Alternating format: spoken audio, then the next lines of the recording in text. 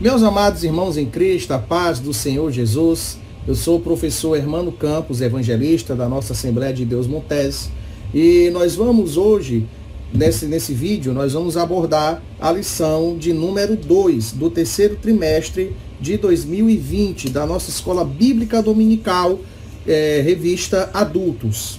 A nossa lição, meus amados irmãos, ela tem como título Despertamento Espiritual, um Milagre. Nesse trimestre nós estamos abordando aí os livros de Esdras, Neemias, que é bastante oportuno essa temática da reconstrução espiritual, da restauração espiritual, da renovação espiritual. São temáticas realmente muito caras para nós, muito pertinentes, e que nós devemos sempre estar acompanhando com bastante atenção dentro da palavra de Deus, essas questões de renovar, de um novo começo, até porque estamos passando aí uma crise muito grande, talvez aí a maior epidemia dos últimos 100 anos, dos últimos 150 anos, não sei, mas é uma situação muito grave que demanda a sociedade, especialmente a igreja, uma tarefa reconstrutora, uma tarefa de refazer aquilo que ficou sendo gasto, que acabou ficando, digamos, até abandonado por muito tempo, não é? Então, é uma ótima oportunidade para podermos pensar nessas questões. Bom, a nossa lição, então, ela tem como texto áureo o seguinte, em Romanos 13:11, que diz: "E isto digo, conhecendo o tempo, que já é hora de despertarmos do sono, porque a nossa salvação está agora mais perto de nós do que quando aceitamos a fé." O apóstolo Paulo colocando aqui para nós, através da sua epístola aos Romanos, que a nossa salvação está cada vez mais próxima e que por isso mesmo devemos a cada dia nos dedicar a disciplinas espirituais, nos dedicar à atenção espiritual, ao cuidado espiritual com a nossa vida, ao cuidado com a nossa saúde espiritual, com o nosso bem-estar diante de Deus, em cuidar dos nossos amados irmãos, que nós possamos estar atentos a isso, porque fiel é Deus para nos abençoar. Amém? Bom, nosso texto áureo, ele é um texto duplo, está em Esdras e está em Neemias ao mesmo tempo. Esdras diz assim: "No primeiro ano de Ciro, rei da Pérsia, para que se cumprisse a palavra do Senhor por boca de Jeremias, despertou o Senhor o espírito de Ciro, rei da Pérsia, o qual fez passar pregão por todo o seu reino, como também por escrito, dizendo: Assim diz Ciro, rei da Pérsia, o Senhor, Deus dos céus, me deu todos os reinos da terra, e ele me encarregou de lhe edificar uma casa em Jerusalém, que é em Judá. Quem há entre vós de todo o seu povo, seja seu Deus com ele, e suba a Jerusalém, que é em Judá, e edifique a casa do Senhor, Deus de Israel. Ele é o Deus que habita em Jerusalém. E todo aquele que ficar em alguns lugares, que andar peregrinando, os homens do seu lugar o ajudarão com prata, com ouro, e com fazenda e com gados, afora as dádivas voluntárias para a casa de Deus que habita em Jerusalém. Então se levantaram os chefes dos pais de Judá e Benjamim, e os sacerdotes dos levitas, como todos os que o Espírito de Deus despertou, para subirem a edificar a casa do Senhor que está em Jerusalém. E todos os que habitavam nos arredores lhe confortaram as mãos com objetos de prata e com ouro, e com fazenda e com gados e com coisas preciosas, afora tudo o que voluntariamente se deu. Também o rei Ciro tirou os utensílios da casa do Senhor, que Nabucodonosor tinha trazido de Jerusalém, e tinha posto na casa dos seus deuses." E aí pula para Neemias, diz assim as palavras de Neemias, filho de Recalias: "E sucedeu que no ano de Quisleu, no 20º ano, estando eu em Suzã, a fortaleza, que veio Anani, um dos meus irmãos, e com ele alguns de Judá, e perguntei-lhes pelos judeus que escaparam, que regressaram do cativeiro e acerca de Jerusalém. E disseram-me: os restantes do cativeiro, lá na província, estão em grande miséria e desprezo, e o muro de Jerusalém fendido, e as portas queimadas a fogo." Muito bem. Observe, meus amados irmãos, que essa leitura, ela inicia-se com um decreto do rei do maior império da terra naquela época, o Império Medo-Persa, em que Ciro o Grande, não confundir com o ex-governador do Ceará, tá? Então, com Ciro o Grande, que havia derrotado os babilônios, e aí tem várias histórias que os cronistas falam, que houve, inclusive, na verdade, ele não tomou a força ele tomou subornando os sacerdotes e os altos oficiais militares da Babilônia para traírem o rei Belsazar, o último dos que estava governando. Belsazar, na verdade, nem rei era, ele era um regente, e que, então, pelo reinado dele ser muito ruim, ser muito caótico, ser uma pessoa de um poder muito fraco, e os babilônios temendo a destruição, a invasão em massa da sua cidade, eles então consideraram melhor chamar um acordo com os medo-persas para que eles pudessem ocupar pacificamente. Então, não houve um grande combate, uma grande destruição. Na verdade, a destruição de Babilônia mesmo, ela só vai se dar vários séculos depois pela mão dos partos, que é um povo originário da Pártia, que era uma região limítrofe da Pérsia, mas que nessa época aqui da Bíblia, nada tinha a ver ainda com a narrativa bíblica. Então foram os partos, muitos séculos depois, aí, no ano 300 e pouco, que destruíram a cidade de Babilônia, ok? Então, de fato, Ciro ascende, e aí nós vamos trazer um pouco de contexto histórico antes da lição. É extremamente necessário contar a história que está como pano de fundo, porque a Bíblia, as narrativas bíblicas, elas não estão na cabeça dos teólogos ou dos pastores. As narrativas bíblicas, elas estão na história, elas estão no fluir do rio da história, e que nós, como professores, devemos chamar a atenção de você, ouvinte, de você que está acompanhando a gente, para essa questão. Sempre tente entender o pano de fundo, sempre tente entender o contexto histórico. Rei tal conquistou lugar tal, está na Bíblia. Como ele conquistou? O que é que os historiadores dizem? O que é que os cronistas da época dizem? O que é que a arqueologia fala? Ah, o rei fulano de tal desposou tantas mulheres. Você não tem claro, vamos procurar. O que é que as pessoas da época falavam? O que é que Flávio Josefo dizia? Isso vai enriquecer e lhe dar um conhecimento maior. Jamais substitui a Bíblia.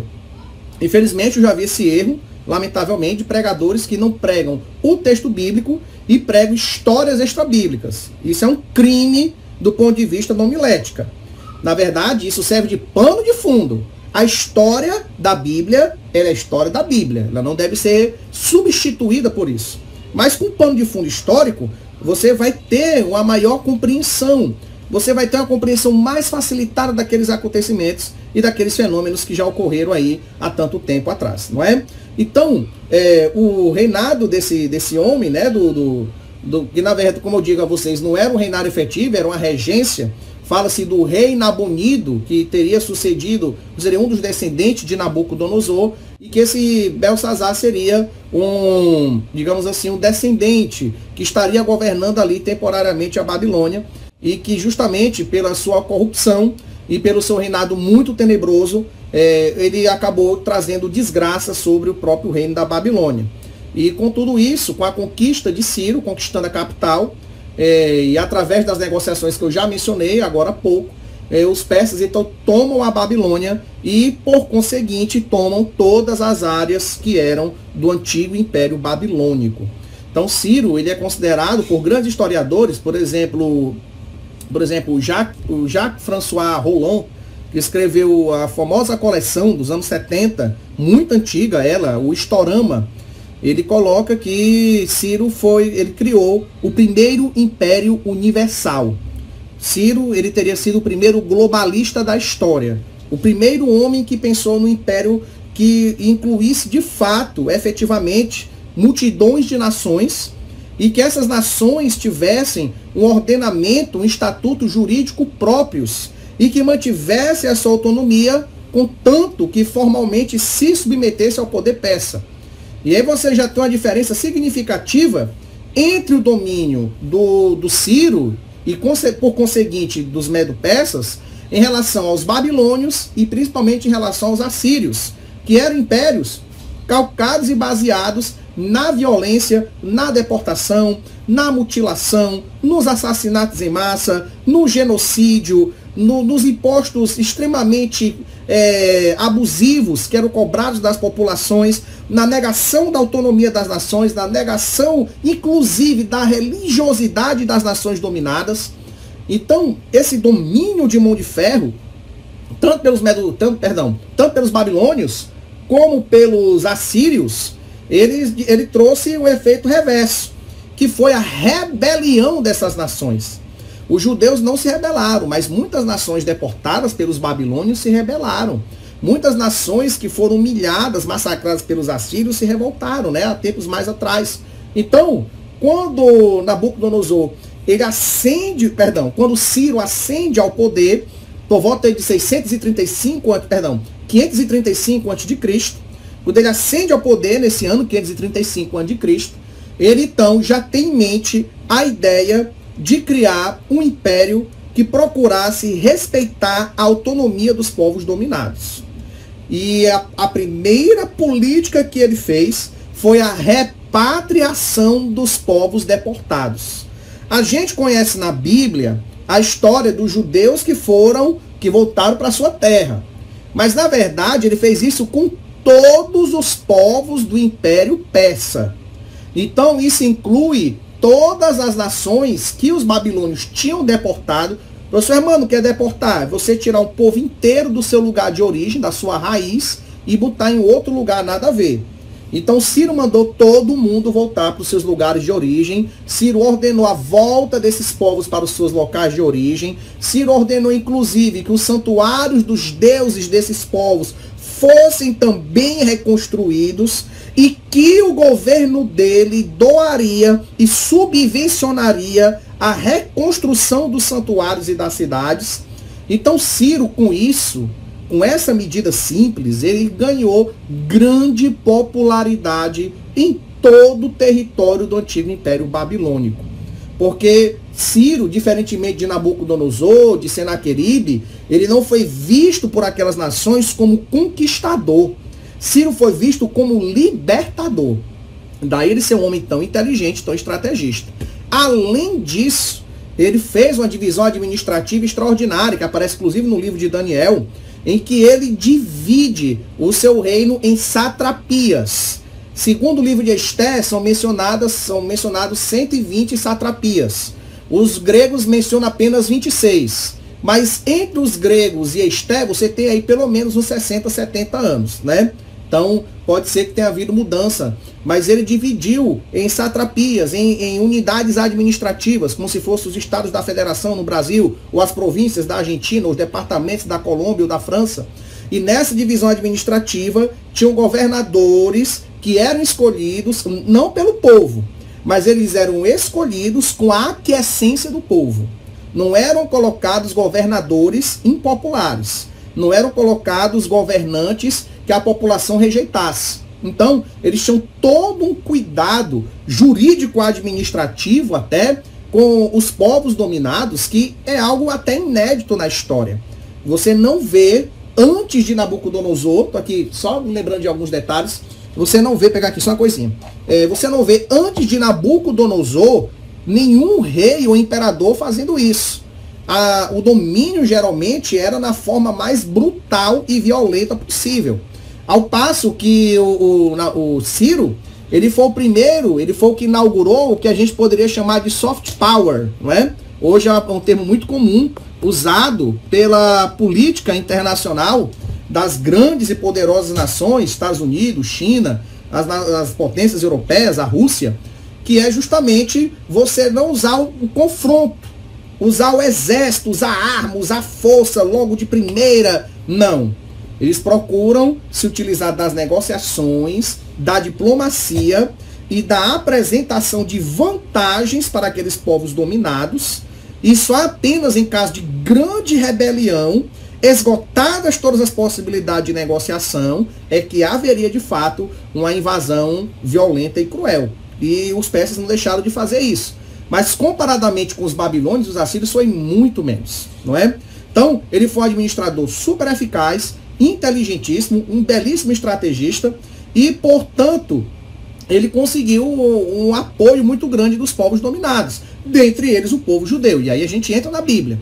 Você vai observar que o povo judeu não é mais hebreu. A gente fala de hebreu antes do exílio da Babilônia, mas como quase todo mundo que emigrou para a Babilônia era da tribo de Judá, os hebreus acabaram sendo chamados na Babilônia de judeus. Claro que o nome hebreu você pode usar até hoje, mas o nome judeu é mais pertinente por conta disso. Hermano, quer dizer que não tinha gente da tribo de Levi, da tribo de Benjamim, da tribo de Issacar, da tribo de Zebulon, Dan, Gad, Azer, Naftali, Manassés, Efraim? Existia, mas era uma quantidade tão pequena em proporção à quantidade do povo da tribo de Judá, que realmente o nome que eles receberam foi de judeus, ok? Então, de fato, os judeus, eles deram grande apoio ao Império Persa, justamente por essa política de facilitação. E era uma política, e ele não fez isso, cabe ressaltar, é bom sempre chamar a atenção disso, o Ciro e os seus sucessores, Xerxes, Artaxerxes, Cambises, Dario, eles não fizeram isso porque são bonzinhos. É muito bom observar isso. Eles não fizeram isso porque são bonzinhos. Eles fizeram isso para manter a paz política. Era uma questão estratégica. Era uma questão de manter a paz e o domínio por o maior tempo possível de domínio sem rebeliões. Então, ele ordena a reconstrução do templo de Jerusalém e ele, inclusive, vai ajudar a subvencionar, não só ele, como os compatriotas judeus que estavam na Babilônia, espalhados pelo Império, também que não era só na Babilônia, né? Eram espalhados em vários lugares. Eles, então, são motivados a contribuir e as primeiras levas de judeus vão chegando aí por volta do ano 535. Não teve uma leva única. Houveram várias levas de judeus retornando. A gente consta pelo menos umas 3 ou 4 levas. Inclusive, em uma delas, existiam pessoas que se declaravam das famílias sacerdotais, mas os nomes delas não foram encontrados nas genealogias e que, portanto, foram rejeitados para o sacerdócio. Você vai ver essa história lá em Neemias. Então você tem várias levas, né? Tem inclusive uma trazida por Ezequiel, tem também Daniel não, porque Daniel não saiu da corte, né? Daniel orava por Jerusalém e tudo mais, mas Daniel não chegou a voltar para Jerusalém nunca mais. Mas outras figuras da Bíblia, de fato, outros profetas como Ageu, Zacarias e Malaquias, principalmente Ageu e Zacarias, eles de fato, eles teriam retornado aí com o povo de Deus, ok? Malaquias não, porque já é um período pouco posterior, que Malaquias é por volta do ano 450 a.C. Malaquias já é umas 5 ou 6 décadas após o retorno do pessoal, após a restauração do cativeiro, ok? Então, meus amados irmãos e irmãs em Cristo, esse é o pano de fundo da restauração de Jerusalém. Esse é o pano de fundo bíblico do que nós aprendemos através da história para poder chegar até esse momento. E a gente tem que lembrar que sob domínio persa foi quando os judeus gozaram de maior liberdade, segurança e paz. Sob domínio babilônico, eles foram perseguidos, foram exilados. Depois do domínio persa, vai ter o domínio grego. E os judeus da Judéia, eles vão entrar numa briga renhida entre os Ptolomeus e os Seleucidas. A luta vai ser muito grande, é devastadora. E os judeus vão se envolver, inclusive, na Guerra dos Macabeus. E realmente vai ser uma coisa que vai tirar a paz deles completamente. Quando a gente já fala do domínio romano, aí é que você tem a opressão mesmo. Os romanos, por várias vezes, lutaram contra os judeus, inclusive em alguns combates contra tropas de zelotes. Houve, inclusive, a maior derrota de uma legião romana nos primeiros séculos do Império. Foi pela mão de uma tropa de zelotes lá na Judéia. Então o clima era super instável ali no tempo de Jesus Cristo do Novo Testamento. Mas na era dos persas, não. Entre Ciro até Dario III, o último imperador, que foi assassinado durante as conquistas de Alexandre o Grande, por volta de 330 a.C., durante esse cerca de 200 anos, esses 2 séculos, os judeus tiveram a paz e prosperidade como nunca antes e nunca depois. Então, de fato, a gente tem essa relação muito íntima entre os persas e os judeus. Inclusive, eu acho que vocês sabem disso, que no Irã moderno, o Irã lá como é que chama? Eu estou confundido com o Shah. O Shah era o antigo imperador dos persas. Agora é o Ayatollah, o chefão político religioso, o Ali Khamenei, com todo o sistema e tal, né? A gente sabe que o Irã é inimigo dos Estados Unidos. É anti-americano total, não é? mas dentro do atual Irã ainda vivem 200 mil judeus sefaditas. E esses judeus, inclusive, eles são contra o sionismo. Eles são judeus anti-sionistas e eles dizem, olha, não precisava ter reconstruído Israel, não precisava o povo ter voltado para a Terra Santa, porque o castigo de Deus é que a gente ficasse espalhado pelo mundo todo. Então esses judeus que vivem no Irã ainda hoje, olha, tem judeus que vivem lá desde os tempos da Bíblia, desde esse tempo aqui que a gente está estudando. Então essa relação entre judeus antigos e persas é um negócio tremendo. Claro que com a Revolução Islâmica de 1979, aí o pau quebrou de vez, para usar a expressão popular, né? A briga foi danada e eles vivem em atrito. Mas até antes disso, do tempo do Shah Reza Pahlavi, que veio antes da Revolução Islâmica, que era pró-americano, ele tinha uma grande amizade com os judeus também. Aí entre os anos 50, 60 e 70 do século XX, judeus e persas tiveram aí uma amizade bem interessante. Bom, então meus amados irmãos, como eu vinha dizendo para vocês, a gente finaliza aqui a parte do pano de fundo, a gente vai adentrar na lição propriamente dita a partir de agora.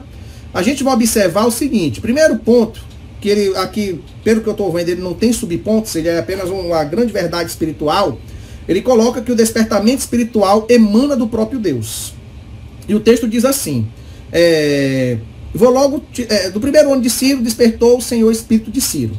Deus despertou Daniel para orar pelo futuro do seu povo, todavia não foram as orações de Daniel, nem a sua vida santificada que produziram o despertamento, mas o próprio Deus que fez o milagre do despertamento em Ciro. Deus usa instrumentos para cooperarem com ele, mas o autor do despertamento é ele mesmo. Bom, então, o que o primeiro ponto coloca, de maneira assim bem sucinta, é que o domínio, ele é de Deus. O domínio, ele pertence a Deus. E esse despertamento espiritual, esses movimentos de renovação ao longo da história sagrada, e eu me arrisco a dizer, ao longo até da história da igreja, eles são movidos pelo próprio Deus. Agora, claro, eu creio muito que Deus é um Deus inteligente e estrategista. Então ele prepara os chamados precursores das reformas, os chamados precursores do despertamento. E a gente pode dizer que 3 profetas do Antigo Testamento foram os precursores do despertamento. Nós temos Jeremias, que falava que o povo ia, mas voltava, e ele falava que Deus haveria de escrever a lei no coração do povo, era o profeta do despertamento. A gente pode colocar também Daniel. Daniel era esse profeta do despertamento, ele despertou-se a orar, a buscar, a clamar a Deus incessantemente pela restauração do seu povo judeu, da sua nação, mas especialmente Ezequiel. Ezequiel é o profeta que mais fala de restauração nacional, em especial o capítulo 37, que é muito usado em avivamento. Me lembro aqui de uma mensagem quando era jovem, 1998, faz 22 anos, pastor Salim Pinheiro, do Templo Central, um homem de Deus. Então, assim, um carinho muito grande pela figura do pastor Salim Pinheiro. E ele pregou em Ezequiel 37 no culto de jovens. Ora, em 98 eu tinha o que aí? Eu tinha 16 anos, né? 15, 16 anos. Sabe, e meu coração se incendiou e aquela alegria, né? E ainda hoje tem gente por aí pregando sobre avivamento usando Ezequiel 37. Claro, o texto não está falando de avivamento de línguas estranhas, de pregação, de poder carismático. Mas o que é que Ezequiel 37 e o avivamento pentecostal têm em comum? Deus despertando o seu povo e buscando em uma renovação espiritual. E é o que exatamente ele está colocando aqui. O que é que os ossos secos de Ezequiel 37 e, por exemplo, a Rua Azusa tem em comum? É que todos dois são despertamento espiritual que emana do próprio Deus. E Deus move as circunstâncias, Deus move a história. Eu creio em um Deus soberano. Sou historiador de ofício, sou formado em história pela UFC, sou professor de história há 12 anos, mas do meu ponto de vista acadêmico é uma coisa. Do meu ponto de vista como crente, eu creio num Deus que é Senhor da história. Eu não creio num Deus que constrói o futuro com os humanos. Eu não creio num Deus que dá aos humanos uma chance e depois volta atrás. Eu creio num Deus poderoso, soberano, que domina todas as coisas pelo beneplácito da sua vontade. É nesse Deus que eu creio, na minha fé em particular. Claro que no ofício de historiar, de pesquisar, a gente não tem como considerar o fator divino, porque eu não tenho como entrevistar Deus para minha pesquisa, né? Mas como cristão, e na minha pregação e no meu ensino cristão, eu defendo isso com unhas e dentes por debaixo do sangue de Jesus. Aleluia. Então, meus amados irmãos, o despertamento, ele vem de Deus. Ele é o agir do próprio Deus. Agora, Deus usa seus precursores. Como eu disse a vocês, Jeremias, Daniel e principalmente Ezequiel, eu os vejo como os grandes precursores do despertamento espiritual que aquele povo haveria de ter. Então, é de fato a preparação. Mas quem de fato foram os profetas da restauração, e aí a gente pode incluir Ageu, Zacarias e mais adiante Malaquias. E até poderíamos também talvez incluir João Batista também aí. Então foram os profetas que de fato já estavam com os judeus voltando em sua terra, e eles instaram e eles motivaram o povo a pregar a palavra de Deus e a viver uma vida santa e correta. E ele aí coloca, né, que Deus, inclusive, ele trabalha com os grandes reis, com os grandes imperadores. É assim que eu creio também. Eu creio que Deus, ele usa o coração dos homens, e ele é poderoso para fazer isso. Ele é um Deus soberano, ele é um Deus tremendo. E muitos irmãos até mencionam o profeta Isaías, quando Isaías fala o nome do rei Ciro pelo nome. Então, de fato, é muito interessante que Deus havia, de fato, levantado este homem sábio, esse homem inteligente, muito bem preparado, para trazer uma grande mudança. É como eu digo, o Ciro, ele é o primeiro grande globalista da história. Ele não pensa em ele ser o centro e sugar das províncias e de todos, não. Ele pensa em crescer junto, em parcerias, em acordos. É bem ao estilo americano hoje, por exemplo, né? Que vai atrás dessas parcerias, desses acordos, tentar crescer junto, aquela coisa toda. Claro que sempre ele sendo o poder maior, claro que ele sempre resguardando a sua soberania, mas buscando essas parcerias mundo afora. Então, de fato, Ciro e o Império Persa como um todo tinham esse mérito tremendo. No segundo ponto, nós vamos observar a finalidade do despertamento. E nós vamos observar que houveram aí duas qualidades no despertamento. A qualidade da restauração nacional e a qualidade da restauração espiritual. Vamos ler uma por uma. A restauração nacional diz assim: Deus, quando quer realizar seus propósitos, pode incutir a sua vontade no espírito do homem.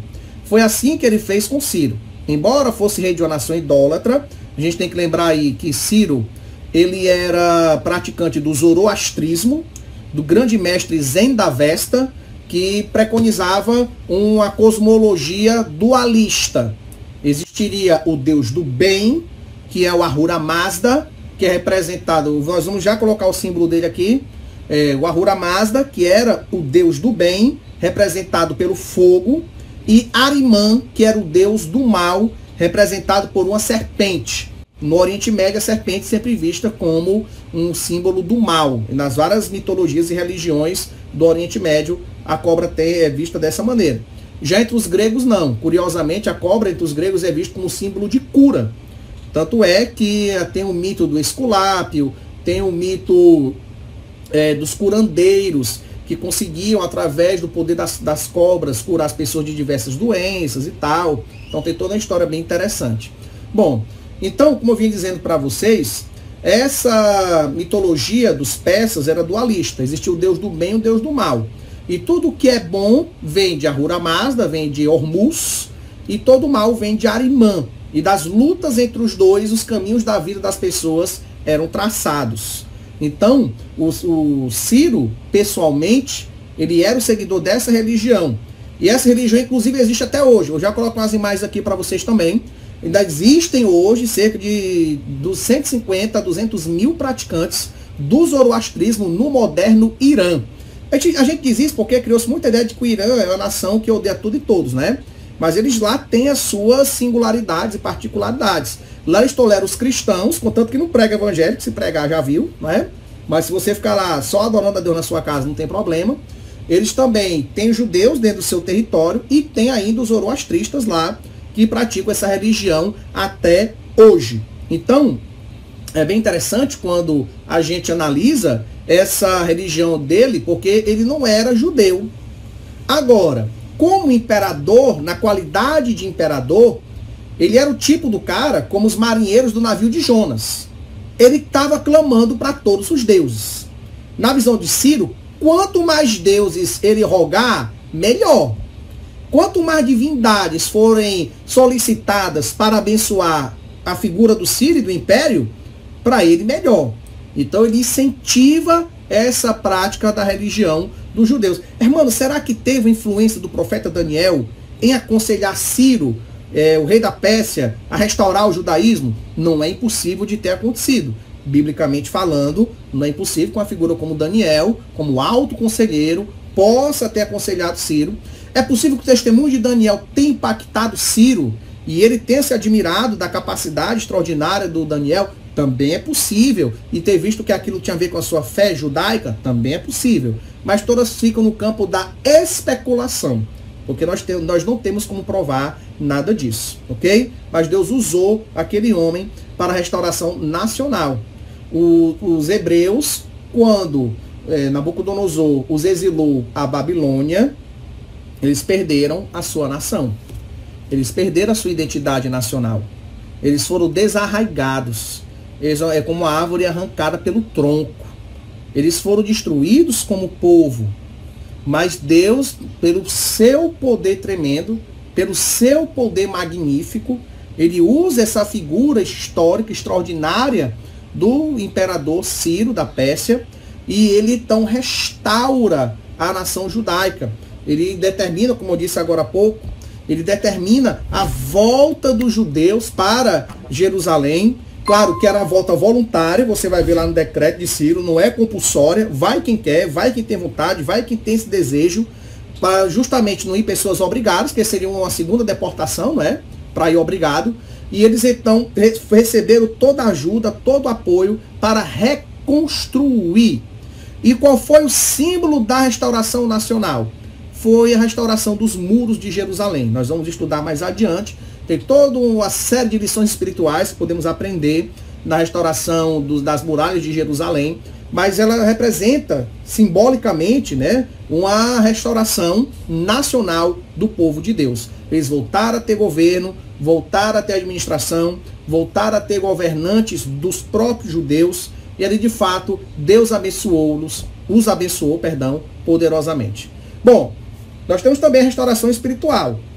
A restauração espiritual diz assim: Deus quer usar o homem como seu instrumento, todavia só são usados aqueles que cooperam com Deus, aqueles que seguem a orientação divina por livre arbítrio. O homem é livre para obedecer ou não à orientação divina. Por isso, nem todos que experimentam despertamento adquirem o mesmo progresso espiritual, porque não abre igualmente seu coração a Deus a fim de obedecer à risca a orientação divina. Então, você vai observar que nem todos os judeus voltaram. Eu falei isso agora há pouco, não foi? Por que nem todos voltaram? Porque muitos abandonaram a fé judaica. Muitos se renderam aos deuses da Babilônia. É uma coisa muito curiosa, assim, porque a gente tem a impressão de que todo judeu adorava o Deus de Israel, Yahvé. Isso aí é papo furado. Isso aí, talvez, só teve 3 eras em toda a história dos hebreus do Antigo, Novo Testamento, como você queira, a gente pode misturar os nomes aqui, que de fato, nesses 3 períodos, a nação toda adorava a Deus. Que foi quando Moisés e Josué dominaram a nova geração, não a primeira geração que morreu no deserto, mas após os 40 anos, aquela geração nascida no deserto e que invadiu Canaã, era uma geração completamente fiel a Deus. O segundo momento que a gente vai observar, que é o momento do rei Davi, quando Davi também ascende ao trono, você tem uma uniformidade espiritual tremenda, com o povo de Israel adorando a Deus. E o terceiro período, a gente pode apontar aí como os primeiros anos após o exílio da Babilônia, em que Esdras estava fazendo um grande esforço para organizar a restauração da nação judaica. A gente acredita ali, a gente observa que uma grande parte, se não todos, estavam adorando a Deus de verdade. Tirou esses 3 momentos, meu amigo, a maioria dos judeus não seguia ao Deus de Israel. A maior parte adorava deuses pagãos, ou pior, adorava os deuses pagãos em paralelo ao Deus Jeová. Então, Muitos continuaram na Babilônia, alguns adoraram os deuses persas. Mais adiante você vai ver comigo, aliás, você vai ver comigo, mas você vai ver na história, que eles adoravam os deuses gregos, adoravam os deuses romanos. Alguns judeus, inclusive, mais adiante se converteram até ao Islã, não é? Então, de fato, você não tem essa uniformidade.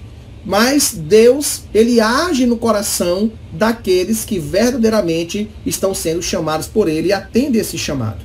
E é isso que a lição está colocando. E a restauração espiritual, ela é simbolizada pela reconstrução do templo. Na verdade, se a gente for analisar, a restauração espiritual precede a restauração nacional. Primeiro, a parte do templo é reconstruído, minimamente, para poder, de fato, continuar com os ofícios sacerdotais, e mais adiante as muralhas, elas são restauradas, e num terceiro momento, o templo como um todo é restaurado. Então você tem esses três momentos: restaura-se um pouco do templo, mínimo para o ofício sacerdotal, em seguida você tem a muralha reconstruída, e por fim o templo completamente reconstruído. Então, essa restauração espiritual e a restauração nacional, elas são indissociáveis. A restauração de Israel como nação e a restauração de Israel como povo de Deus sobre a terra, de fato, elas caminham juntas de mãos dadas. Bom, meus amados, no terceiro ponto, nós temos aí o ponto que coloca: Deus cumpre as suas promessas. Nós vamos observar que, primeiro de tudo, a fidelidade de Deus em suas promessas. Pelo despertamento que Ciro recebeu, Deus cumpriu literalmente sua palavra em relação ao retorno de Judá à sua terra, bem como a derrota da Babilônia diante do exército medo-persa, sob o comando de Ciro da Pérsia. Então, Deus, ele cumpre a sua promessa. Temos que nos lembrar que Deus havia prometido a Jeremias que em 70 anos haveria restauração. 70 anos são quase 3 gerações, a considerar que uma geração é 25 anos. Então, em quase 3 gerações depois, Jeremias já estava morto, os ossos já estavam bem sequinhos, mas Deus estava cumprindo a sua palavra e a sua promessa sobre a vida do seu povo. Isso é uma coisa extraordinária. Por isso que na parábola do juiz injusto, juiz iníquo, Jesus completa dizendo: porventura não ouvirá, atentai ao que fala o injusto juiz. Se o injusto juiz, ele respondeu à demanda de uma viúva, não ouvirá Deus aqueles que o clamam de dia e de noite, ele lhes dará resposta, ainda que não seja tardia? Assim, com efeito, ele vai responder suas orações. Então, de fato, Jesus, ele coloca nessa parábola um ensinamento super profundo para a nossa vida. Um ensinamento tremendo. A sua palavra se cumpre. Agora pode demorar. Pode demorar mais do que somos capazes de imaginar. Pode transcender a dimensão de uma geração. Pode transcender a nossa vida. E aí entra uma observação importante. Tem aqueles moços que dizem: olha, você não vai morrer enquanto Deus não cumprir todas as promessas. Meu irmão, se eu só morrer quando Deus cumprir todas as promessas, eu vou morrer no dia do juízo final. Entendeu? Não tem lógica. Na verdade, eu não vou morrer enquanto não cumprir as promessas de Deus para minha vida. Aí tudo bem, porque eu tenho que estar vivo para a promessa ser realizada. Mas, por exemplo, a promessa de Deus para o meu filho ou para o meu neto, eu vou estar vivo para ver? Não necessariamente. Deus prometeu a Abraão que ele seria pai de uma multidão. Ele viveu para ver isso? Deus prometeu a Davi que manteriam a luz de uma dinastia de filhos dele para governar em Judá. Ele viveu para ver isso? Então, na verdade, a gente tem que ter cuidado com esses papos de pregador, né? Bom, número 2 diz assim: Deus renova suas promessas de bênçãos. Em cada despertamento, Deus vivifica e renova suas promessas de bênçãos ao seu povo. O Espírito Santo revela as riquezas escondidas em Cristo, isto é, as riquezas da glória que Cristo ganhou na cruz do Calvário para dar àqueles que o servem. Então, quando ele cumpre a sua promessa, ele está, então, renovando as bênçãos para a nossa vida. Isso é extraordinário. Deus nos abençoa e nos faz uma nova promessa. Deus nos abençoa e nos faz uma nova promessa, porque ele é um Deus fiel e justo para cumprir o que ele fala. Como diziam os pregadores dos anos 90, né? O homem falou, tá falido, mas Deus falou, tá falado. Eita glória, que eu tô crente hoje. Muito bem. Então, de fato, esse resultado da fé, esse resultado de Deus no coração das pessoas, de fato, traz uma renovação espiritual tremenda. E as pessoas elas vão se motivando, e a renovação espiritual é contagiante. Deus começa a usar um instrumento ali, uma pessoa acolá, um vaso acolá, e as pessoas começam a se alegrar, começam a buscar Deus, e aquela coisa maravilhosa, extraordinária vai acontecendo na nossa vida. É exatamente assim que aconteceu na vida desses homens de Deus no decorrer da história bíblica. E por fim, para finalizarmos a lição, Deus renova a fé dos abatidos. Ou seja, quando nós falamos que Deus renova a fé dos abatidos, nós estamos falando que esse Deus fiel, bom e misericordioso, ele traz para nós uma grande renovação. Às vezes é como diz o profeta Isaías, né? Ele diz que os jovens tropeçam e caem, os moços estão fracos.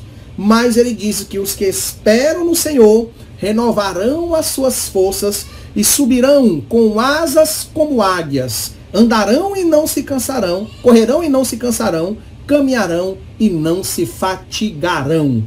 O que é isso? É a renovação de Deus na nossa vida. O apóstolo Paulo já tinha colocado para nós vimos isso na lição dos Efésios, eu gosto muito desse versículo em particular. Ainda que o nosso homem exterior se corrompa, se desgaste, envelheça, não está falando de pecado, versículo, né? Já falei sobre isso. Esse se corrompa não é pecado, é o envelhecimento, o desgaste. Ainda que o nosso homem exterior se corrompa, o homem interior, nosso espírito em Deus, contudo, se renova dia a dia. Então, meus amados irmãos, que você venha se renovar em Cristo, como diz aqui a lição, pelo despertamento, Deus cria ambiente de fé, de expectativa e de oração. O despertamento nasceu da oração e só poderá prosseguir se a chama da oração continuar acesa.